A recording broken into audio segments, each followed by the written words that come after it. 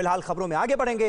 TV 9 Bharatvarsh के साथ बातचीत में दिल्ली के डिप्टी सीएम मनीष सिसोदिया ने क्या कहा है, आपको बता देते हैं। परीक्षा रद्द करने का फैसला बहुत जरूरी था, केंद्र अभी से करे अगले साल की तैयारी।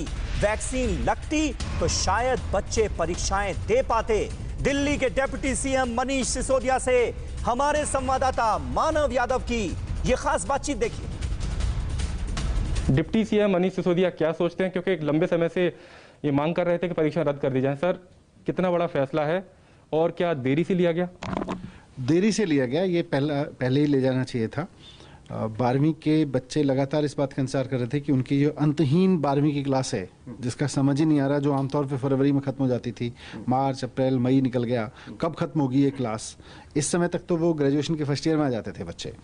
तो अब फाइनली उनके अंदर डर था कि अगर कहीं सरकार मानी नहीं और एग्ज़ाम ही कराया तो हमारे लिए रिस्क हो सकता है। 1.5 करोड़ बच्चे हैं, उनके पेरेंट्स हैं, उनके टीचर्स हैं, सब दुखी थे इस बात को लेके। फाइनली एक डिसीजन लिया गया, बच्चों के पक्ष में लिया गया, ये अच्छी बात है।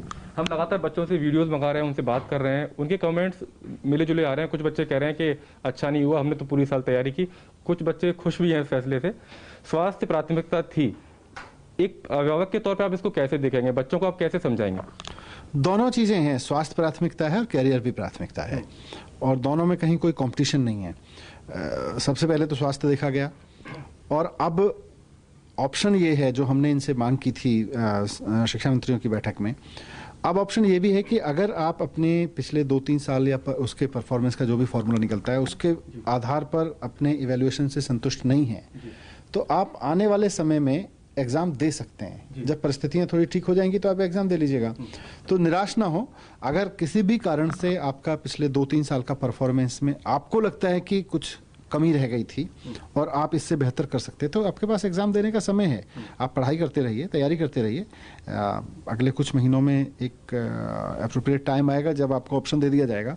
मैंने कुछ स्कूलों में बात की थी अपने यहाँ पर, और मेरे को ये समझ में आया, टीचर्स भी मानते हैं और बच्चे भी मानते हैं, कि लगभग 15-20% बच्चे ऐसे होंगे जो री एग्ज़ाम चाहेंगे, जो एक्चुअली एग्ज़ाम चाहेंगे। 80% बच्चों का मानना है कि हमको पिछले 2-3 साल के बेस पे जज किया जाएगा, तो we are okay with that. Internal assessment की बात की जा रही है कि उसी के तौर पर बच्चों का जो रिजल्ट है वो बनाया जाएगा।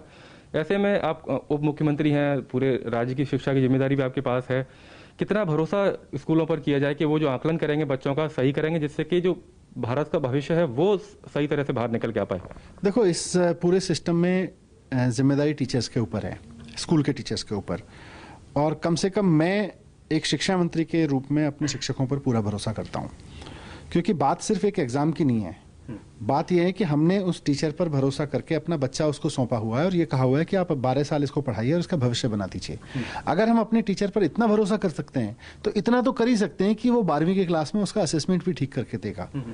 टीचर्स पर भरोसा नहीं करने से काम नहीं चल सकता है। कोई भी सरकार, कोई भी सिस्टम अगर अपने टीचर्स पे भरोसा नहीं करेगा तो शिक्षा चल ही नहीं पाएगी। एग्जाम तो बहुत छोटी चीज़ है।